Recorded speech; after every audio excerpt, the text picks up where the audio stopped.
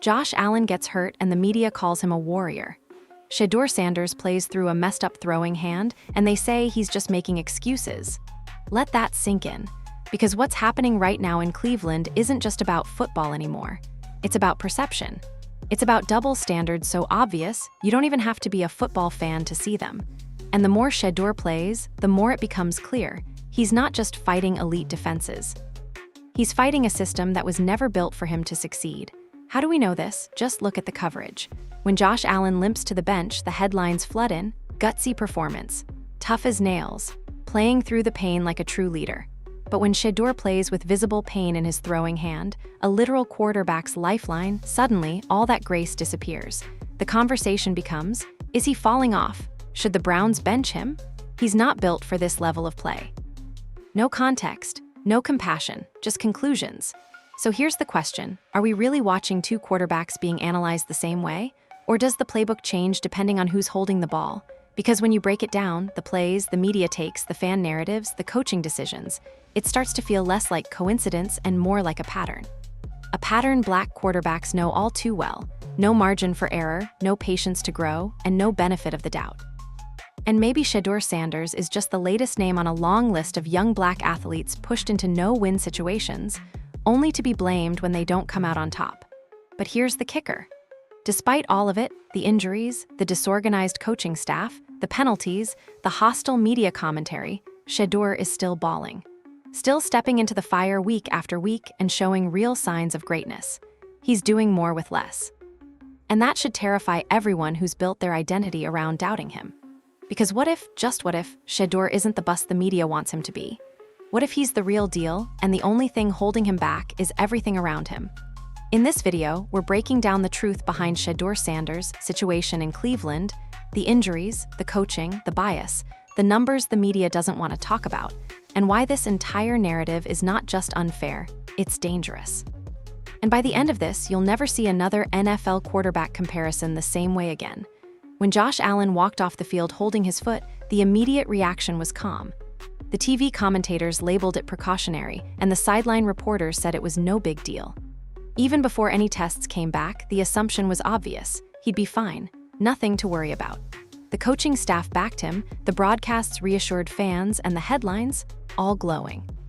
Allen toughs it out, leader plays through pain, and Josh refuses to sit.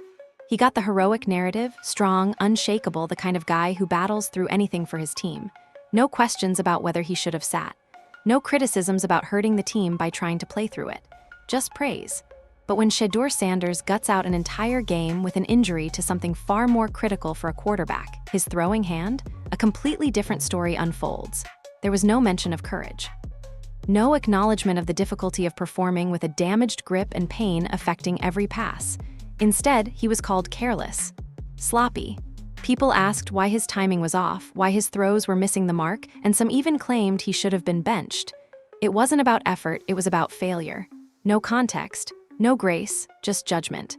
Let's be painfully clear here. For a quarterback, your throwing hand is your weapon. If you can't grip the ball right, if your release is even a fraction of a second off, the whole play collapses. Any QB will tell you back pain, a sore knee, even a busted foot, manageable. But damage to your throwing hand? That changes everything. Suddenly, spin disappears, velocity drops, accuracy suffers, and your confidence takes a hit, because you know every pass you attempt could float, wobble, or worse, result in a turnover. And Shedeur still went out there and gave it everything he had.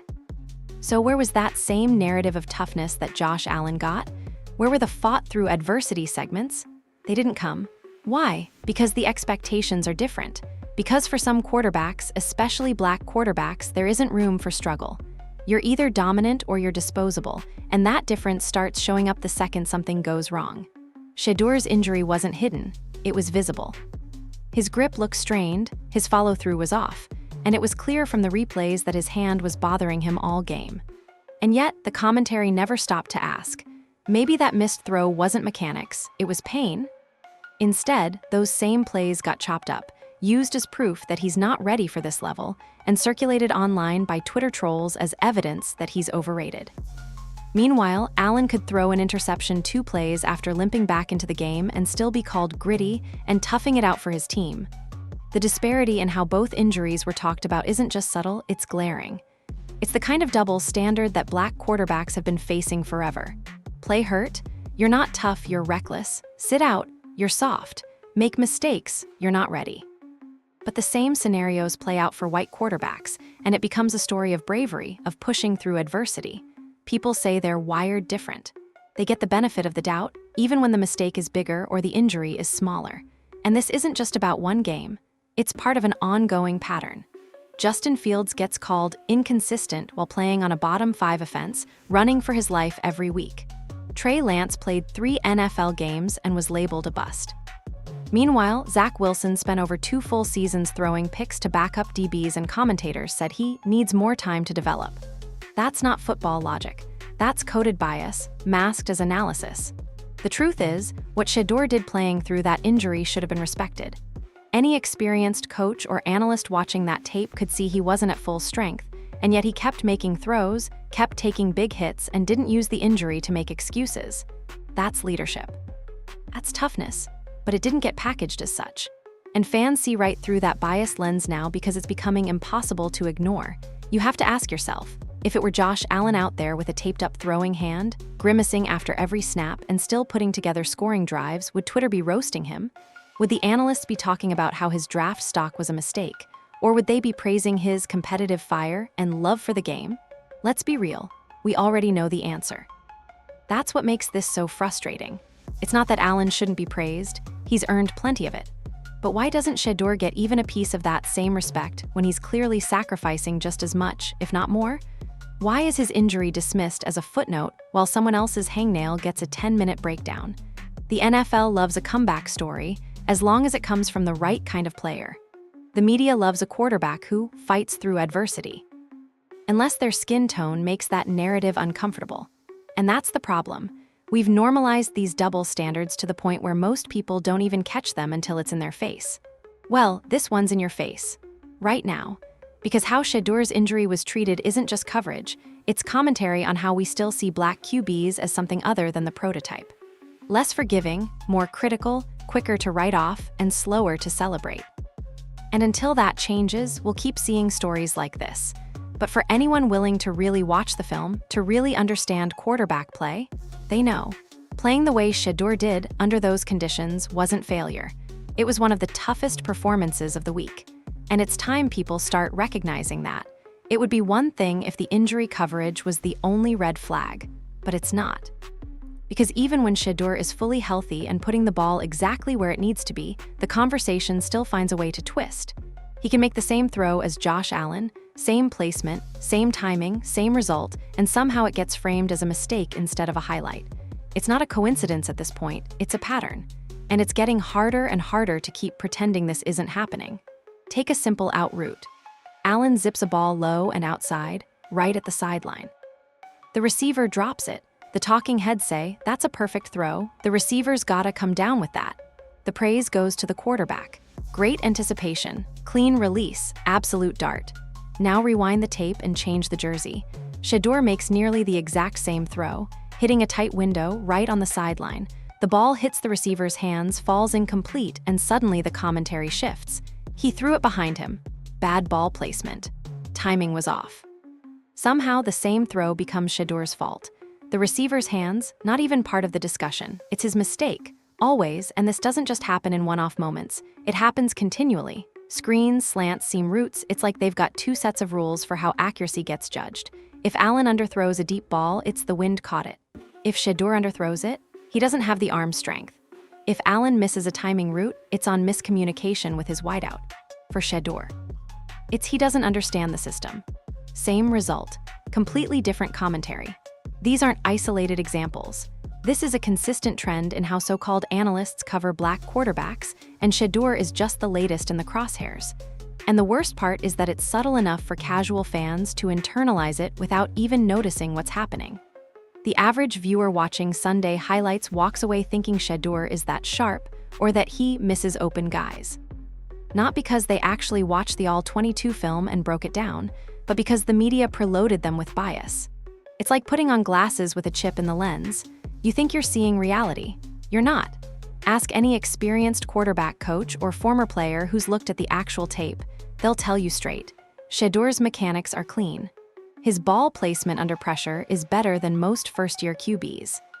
His timing is tight, his reads are developing fast, and he's already throwing with anticipation. But none of that gets mentioned, because the dominant story is already decided. He's not ready. That's what they've been telling people before he even took the field. And it doesn't stop there. Watch how Josh Allen scrambles, takes off running, dives for a first down, and the reaction is wild praise. That's what makes him elite. Heart of a champion. The guy just refuses to quit. When Shedeur makes the same move, it becomes, he runs too soon. Why didn't he stay in the pocket? He panicked. But did he? Or was he just making a play like any good QB does when protection breaks down? Somehow when Allen escapes the rush, it's magic. When Shedeur does it, it's a flaw in his development. Same football, different rules. And this isn't just about race, it's about who we've been told is allowed to be elite. Who is meant for the spotlight and who needs to prove their worth. Josh Allen was thrown into Buffalo with a cannon arm, questionable accuracy, and a steep learning curve. But he got the benefit of the doubt, years of patience, coaching, support. There were games where he looked lost on the field. Still, the narrative never turned on him. Why isn't Shedeur being given that same runway? Instead, he's getting his tape used against him. Every minor inaccuracy is magnified. Every dropped pass is somehow his mistake. There's no scoreboard for blame, just a microscope pointed at the rookie wearing number 3. One out route behind the receiver, now he's inconsistent. A tipped interception, now he's reckless. But that same standard doesn't apply across the board, not even close. You can watch two plays side by side, and the only difference is the jersey and the expectations. And here's where it becomes dangerous, not just to Shedeur, but to every young quarterback coming into this league behind him. Because narratives don't just affect fans. They influence decisions, front office structure, roster spots, contracts, trades. Perception becomes value. And if the perception is always warped before the snap, what chance does any young black quarterback have of being judged fairly? The critics will say, it's just football. But it clearly isn't just football when the literal same actions get labeled differently depending on who's performing them. It's media spin dressed up as analysis. And too many people are eating it up without realizing how manipulated their views really are. You want to talk performance? Cool. Let's talk real film. Let's talk drive consistency, pocket management, blitz recognition, and delivery under pressure. Because on those metrics, the ones that actually matter, Shedeur isn't just holding up. He's excelling. You want to crown Josh Allen for a missed throw that hit the turf. Then show the same respect for Shedeur when the ball hits the receiver in the numbers and still doesn't get caught. You don't get to flip the narrative just to protect one and target another. And yet, that's where we are. Week after week, game after game, mistake after mistake, for some quarterbacks, it's a stepping stone. For Shedeur, it's ammunition used against him. Not even based on the game he's playing, but on the story they've been desperate to write from day one. This story isn't just unfair, it's methodical. And if you aren't paying attention, you'll fall for it just like everyone else.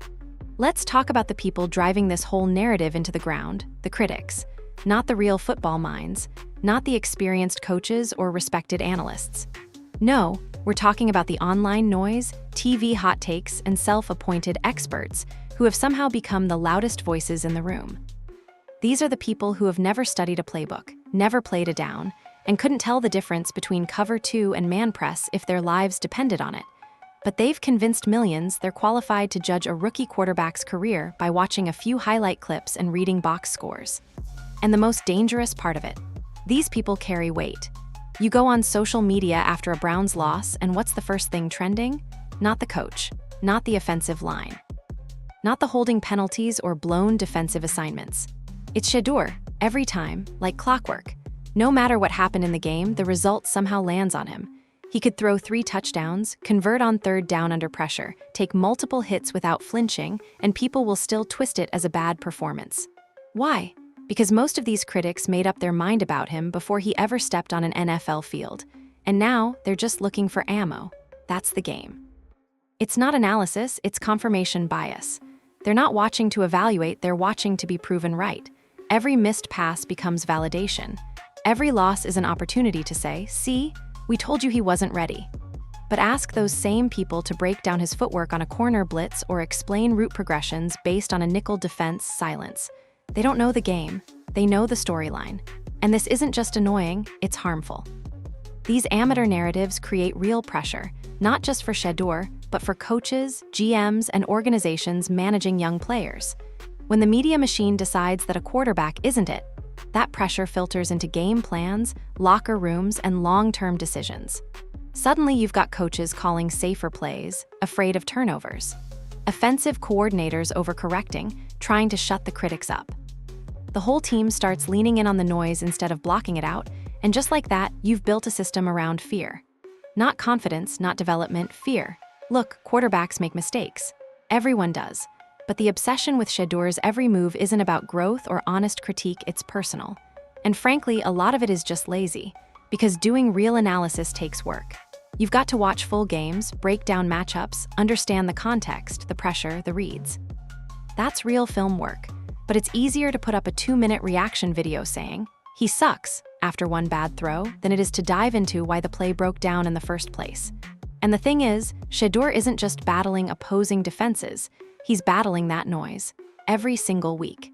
He steps on the field with more eyes on his mistakes than almost any rookie quarterback in recent memory, not because he's playing worse, but because the critics are watching him with a different lens. The truth is, if Shedeur were out there with a different name and a different look, if he fit the safe narrative, they'd be praising him for his toughness, resilience, and flashes of high-level poise. This isn't conjecture. We've seen it before. Young white quarterbacks struggle early all the time, and still they're given time to grow because the story around them is built on potential. They're developing. They need more reps.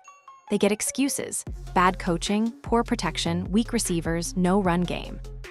Meanwhile, Shedeur has the same challenges, sometimes worse, and the story becomes, he's in over his head.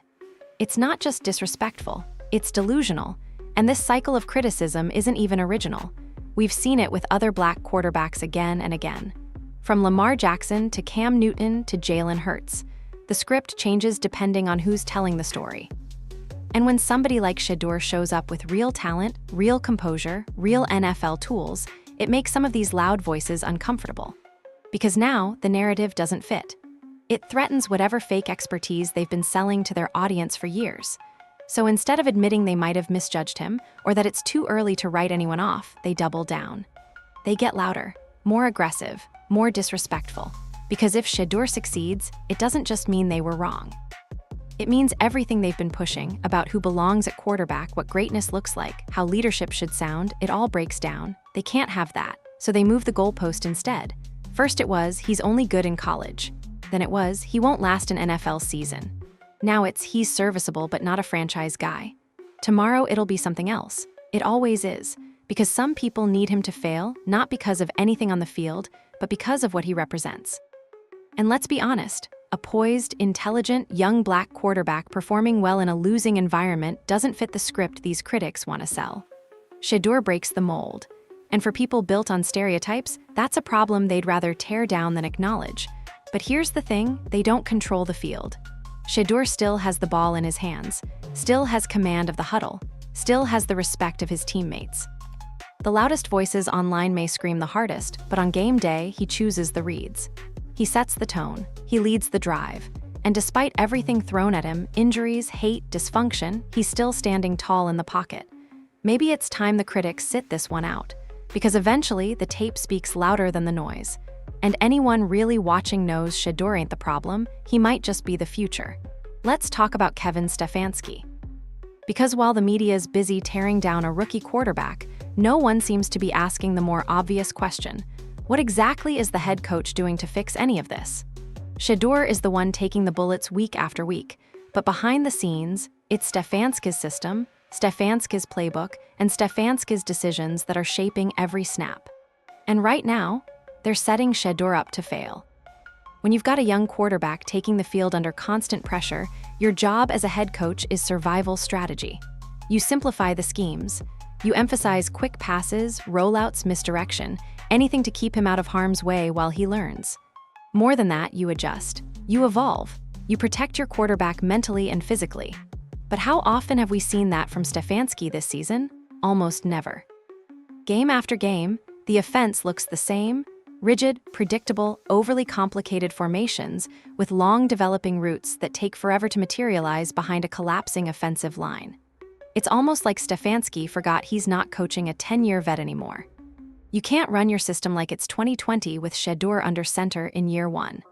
But that's what he keeps doing, hiding behind a stubborn scheme while watching his quarterback scramble to clean up the mess. And when things go sideways, because of poor protection, bad play calls, or execution breakdowns, it's not Stefanski answering the hard questions at the post-game presser. It's not Stefanski whose face is plastered all over social media. It's Shedeur, every time. Like the whole ship goes down and everyone's pointing at the guy holding the compass, not the one steering the boat into the rocks. Think about it. Stefanski has been celebrated, even awarded Coach of the Year like this is some Cinderella run. But let's be honest. His awards came with rosters loaded with veteran talent and one of the league's best defenses carrying the load. He inherited a team that was already built to win, and when things worked, he got the credit.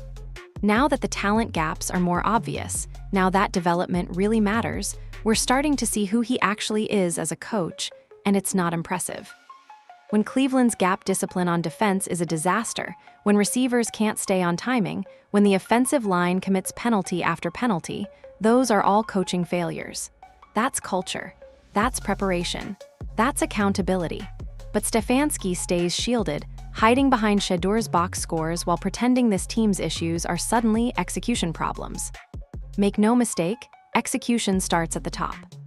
If your players are confused, undisciplined, and inconsistent every week, your coaching isn't working. And let's not forget one key factor nobody wants to say out loud. Stefanski is getting grace and patience that most black coaches never get in this league. He's had multiple years to build his system, install his vision, and now that it's crumbling, people are still making excuses for him. If this were a black coach overseeing the exact same dysfunction while his rookie quarterback got buried behind an injured line and bad play calling, he'd be out of a job already. That's the double standard, not just for players, but coaches too. But somehow Stefanski keeps sliding under the radar. Despite making no adjustments, taking no public responsibility, and offering zero protection for his quarterback, he's still treated like an offensive guru. For who, though? What quarterback somewhere is thriving under this system right now? Because it's certainly not Shedeur, and the numbers don't back the myth either. Look at third down conversion rates. Look at offensive flow. This isn't just a struggling offense, it's a broken one. And broken systems don't break themselves. What Shedeur needs is a leader. Someone who steps up to the podium and says, "This is on me, I've got to help my guy more." Someone who adapts the game plan to the real conditions, not some fantasy of a fully functional team with top-tier linemen and 5 all-pro weapons. Shedeur is currently being asked to run a veteran's offense with rookie reps, shaky protection, and limited cushion, and still come out looking perfect. That's malpractice. Coaching malpractice. You can see it in the in-game decisions, too. How many times have we watched drive momentum get obliterated by stale play calling? It's 3rd and 4, and Stefanski dials up a 15-yard comeback route with no chip block, knowing the right tackle's already getting cooked. Shedeur gets flushed, throws it away, and the drive dies. Everyone groans at the failed drive, then immediately starts talking about Shedeur's lack of control or inability to extend plays. But what play was that even supposed to be? You expect a rookie quarterback to do everything. Read the defense, correct the protection, throw into tight windows, extend the play, and cover for the fact that the system around him is falling apart. But where is the support? Why does it feel like Stefanski is sitting back watching this unfold, saying nothing, doing less, and letting Shedeur absorb 100% of the backlash? Let's be real. Leadership means owning outcomes, not just taking credit for wins. And right now, Stefanski's leadership is nowhere to be found. A real leader steps in when things are spiraling. He protects his people, he uplifts the rookies, and he corrects the mistakes in the scheme, not just the players. But in Cleveland, all we're seeing is a head coach avoiding the fire while his rookie quarterback gets burnt alive every Sunday. And people wonder why the team keeps losing. The harder truth is this. Unless something changes, Stefanski's handling of this season has every possibility of becoming a blueprint for how to ruin a promising young quarterback before he's even had a chance to get started. And once that damage is done, it's often permanent. We've seen it happen before. We'll see it again if the pattern holds. This isn't just about bad play calls or weak culture. It's about accountability. And if the coaching staff in Cleveland won't start telling the truth about what's actually broken, then Shedeur is going to keep carrying the consequences for mistakes he didn't make. And eventually, someone will say the quiet part out loud. He never had a real chance. There's a reason quarterbacks are called franchise players. But too often, we forget that even a franchise player is only as strong as the team around him. No matter how much talent you bring into the league, no matter how sharp your reads or how fast your release is, if every snap becomes a survival drill, your ceiling gets buried under pressure, literally. And that's exactly what's happening to Shedeur Sanders. Cleveland's offensive line isn't just underperforming, it's imploding. Week after week, protection breaks down faster than the snap hits Shedeur's hands. Basic blocking assignments are missed. Defensive ends come flying off the edge untouched. Interior linemen collapse the pocket within seconds.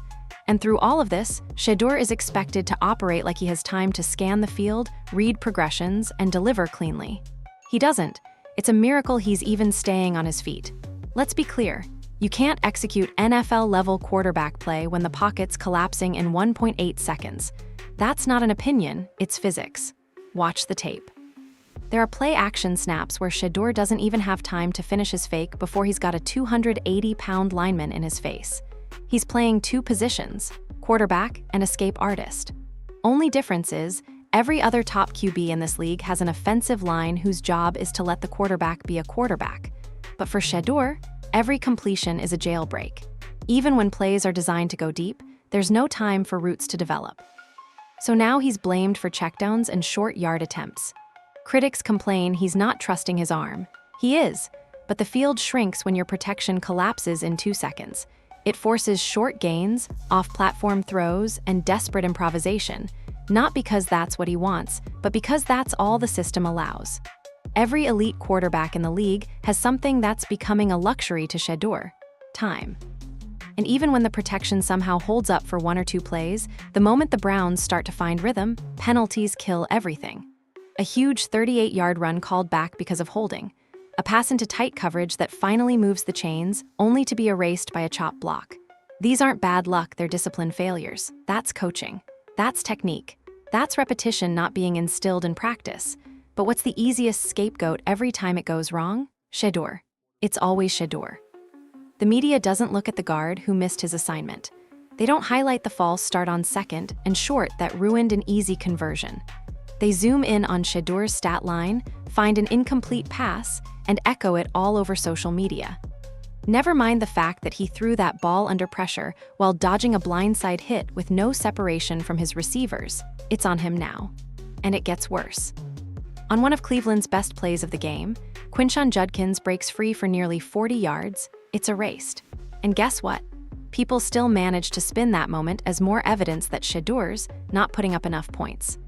Online threads cook up theories about Shedeur's inability to lead scoring drives, but conveniently forget he did, and it got taken away by someone else's undisciplined blocking. When did the quarterback become responsible for the offensive line holding too long? And somehow, even injuries to other players are being tied back to Shedeur. Fans and radio callers have unironically suggested that Judkins' injury, after a collision completely unrelated to any QB activity, was bound to happen because of how Shedeur runs the offense.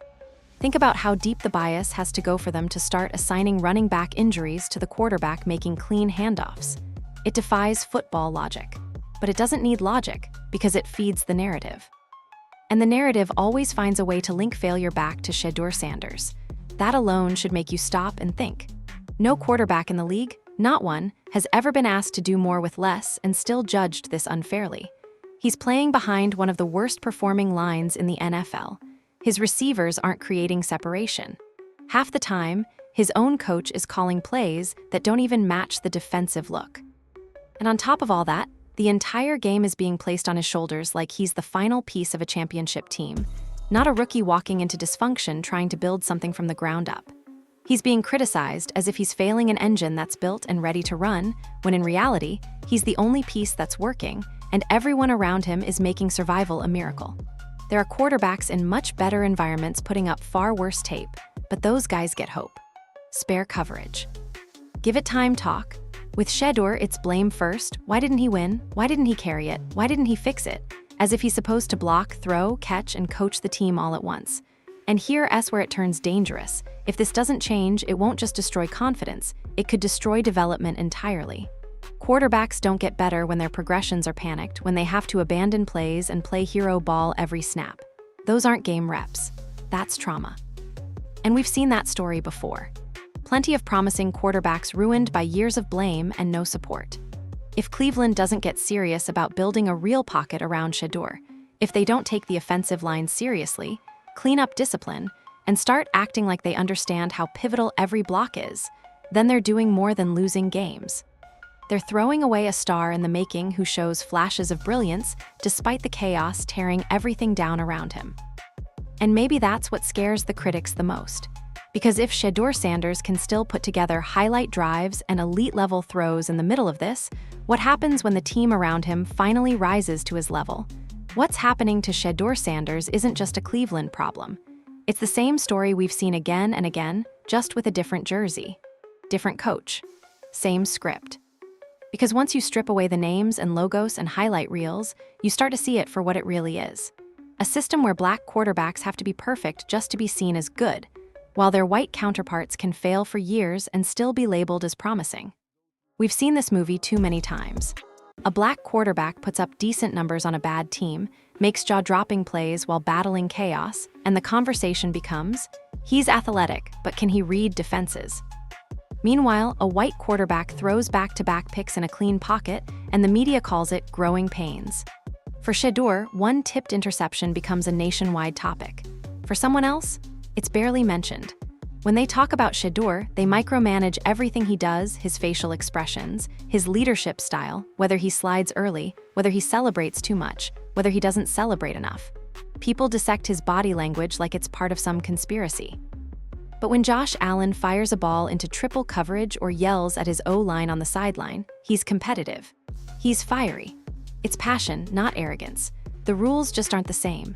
Remember how many people wanted to write off Jalen Hurts after one shaky playoff performance, or how Lamar Jackson was called a running back playing quarterback after a historic MVP season?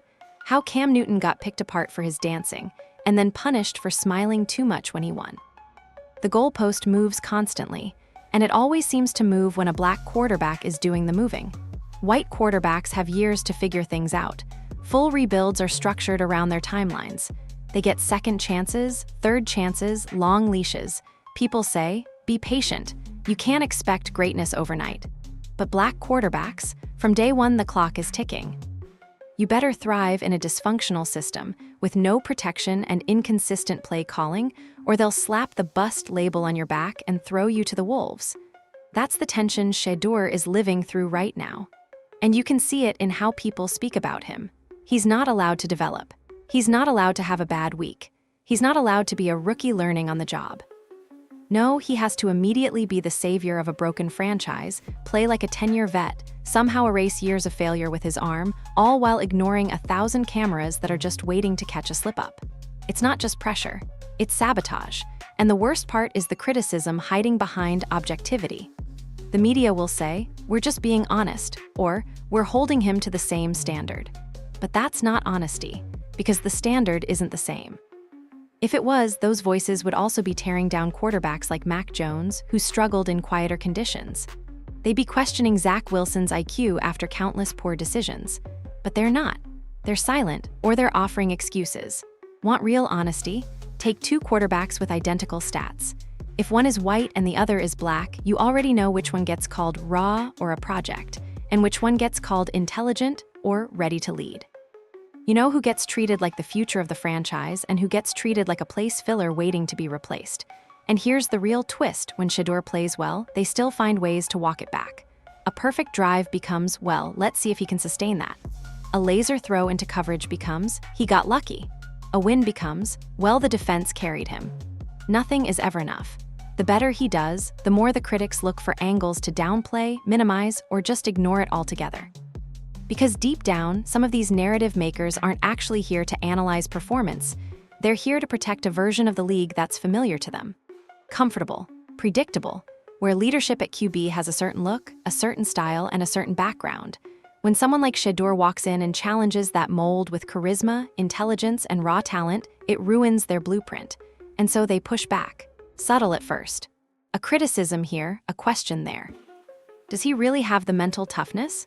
Then it escalates. Does he belong at this level?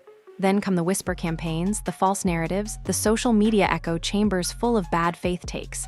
And it all leads to the same place, tearing him down before he ever really gets a chance to stand up. This isn't just about football. It's about the kind of players we're allowed to believe in. It's about who gets grace and who gets judgment, who gets patience and who gets pressure, who gets to learn and who gets labeled. And until that changes, the league will keep chewing up young black quarterbacks, not because they're not good enough, but because the game being played around them has nothing to do with football. Shedeur Sanders is proving he can handle the speed, the pressure, the throws, the matchups. But can he survive the system? Because that's the real challenge, not just reading defenses, but escaping narratives the moment they're written. That's why this story isn't going away. Because it's not just about Shedeur anymore. It's about every quarterback after him who's going to walk into this exact same fight wearing a different number in a different uniform, but facing the same exact barriers.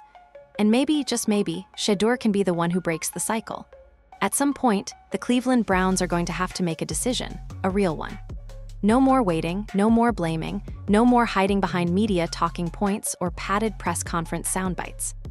The talent is there, the potential is real. And right now, what happens next with Shedeur Sanders will say everything about what this franchise actually values. Because here's the truth no one in the front office seems willing to say: this team is not failing because of Shedeur. It's failing in spite of him. He's not the problem. He's the only thing holding the storm off, carrying a broken roster on his back while trying to dodge a hit every 5 seconds and answer to critics every time he breathes the wrong way.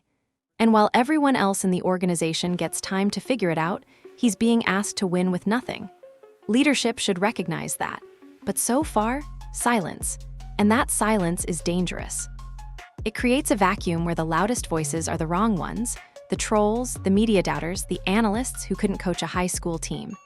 Meanwhile, inside the building, Cleveland's coaching staff continues to run outdated schemes behind a line that couldn't hold water, and somehow the tone stays the same. Blame the quarterback. Protect the coach. Pretend like the locker room isn't watching how it all falls apart. But they are watching.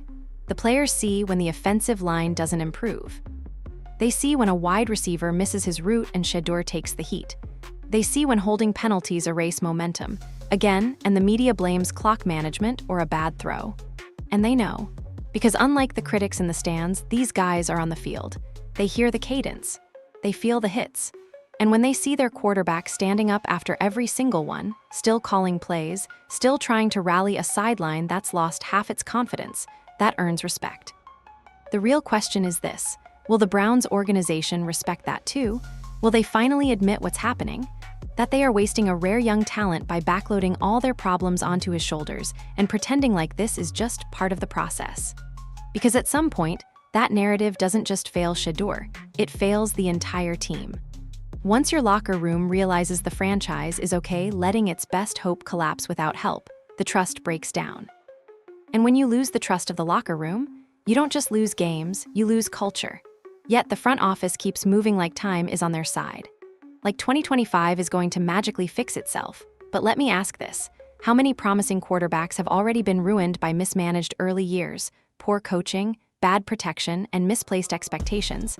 How many of those players were called busts before there was ever a system built to support them? The league is full of them. And Cleveland has a chance to not repeat that mistake. They have a window right now, today, to protect a young quarterback with superstar upside before the damage becomes permanent. They could invest in the offensive line, restructure the staff, and publicly back the guy who's kept them in games they had no business competing in. Not just with words, but with action. Because if they don't, this goes one of two ways. Either Shedeur gets scapegoated, benched, and shipped off to the next team in the cycle. Or he keeps playing under impossible pressure, the team stays mediocre, and the city gets stuck wondering why nothing ever changes no matter who's under center. And here's the twist that makes every critic uncomfortable. If Shedeur had even half the support that Josh Allen has in Buffalo, the line, the coaching, the defensive backup, you think we'd be having this conversation right now? We wouldn't. He'd be a breakout candidate. He'd be the media darling. He'd be on every preseason watch list. That's what's at stake. This is bigger than a rookie season. It's about whether this organization is going to grow up and look around at what's right in front of them. A quarterback with the poise, the arm, the leadership, and the mental toughness to be great. or whether they're going to stick their heads in the sand like every other franchise that wasted talent because they were too scared to admit their culture needed to change. This might be the most telling decision the Browns front office will ever make. Not a draft pick. Not a trade, not a one-year signing. This decision, to either build around Shedeur Sanders or let him get crushed under the weight of everyone else's mistakes, that choice will define them. And if they choose wrong, they won't just lose a season, they'll lose their future. And they'll watch a quarterback they could have protected walk into another city and become the player they always hoped to find. The truth is, this was never just about one game. It's not just about Shedeur Sanders or Josh Allen or even the Cleveland Browns. This is about something bigger, something deeper. It's about what we choose to see and, more importantly, what we refuse to see when the facts make us uncomfortable. Shedeur did what most quarterbacks couldn't. He showed up, week after week, in a system actively working against him. He made the right throws when no one gave him credit. He stayed on his feet when everyone expected him to fall. And even when his performances were buried behind criticism and bad faith narratives, he kept playing like someone who knows what he's worth, even if the people around him still don't. But that can't last forever, because talent isn't bulletproof. You can be the most gifted player on the field, but if you're surrounded by dysfunction, ignored by leadership, and judged by impossible standards, eventually something gives. Either your performance dips, your confidence breaks, or the public opinion drowns out the facts. That's how promising careers fall apart, not because the player failed, but because the system did. So now the real question becomes, how long do we keep watching young black quarterbacks get judged before they're developed, discarded before they're understood, and blamed before they're ever backed? How many more Shedeur Sanders moments do we need before we start admitting the narrative isn't just broken, it's rigged?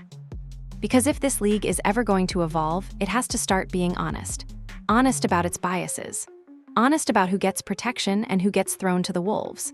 Honest about the way we judge leadership, personality, and potential through a lens that too often punishes players who don't fit a certain mold. And Shedeur, he's done more than enough to prove he belongs. Maybe not to the camera crews or the talking heads, but to real football fans, to teammates, to the tape. You don't survive what he's surviving at this level without being built for it. He's not the problem. He's the litmus test. He's the mirror. Now it's on Cleveland. It's on the media. It's on all of us. Will we keep repeating the same cycle, or will we finally recognize when greatness is trying to break through the noise? The media might keep pushing the same tired narrative, but for anyone actually paying attention, the story is changing whether they like it or not. Shedeur Sanders is proof that talent alone isn't enough when support isn't there. But also, he's proof that if you can survive long enough, outplay the bias, and force people to open their eyes, you might just become undeniable. Now we want to hear from you. Get in the comments right now and tell us what you see. Have you noticed the same double standards in how quarterbacks are treated? Is Stefanski the one holding this team back from what it could become? And most importantly, has Shedeur done enough to prove he's the future of this franchise, if only they'd finally build around him? If you're tired of bias in sports media and you want analysis that actually tells the truth, do us a favor. Hit that like button so more people can see this. Subscribe to the channel for more unfiltered breakdowns that hold the NFL and the media accountable. Turn on notifications so you don't miss the next time we drop the facts they're trying to bury. Because the truth isn't always comfortable, but it needs to be said, and we're going to keep saying it until people start listening. Shedeur Sanders deserves better. The question is, will he ever get it?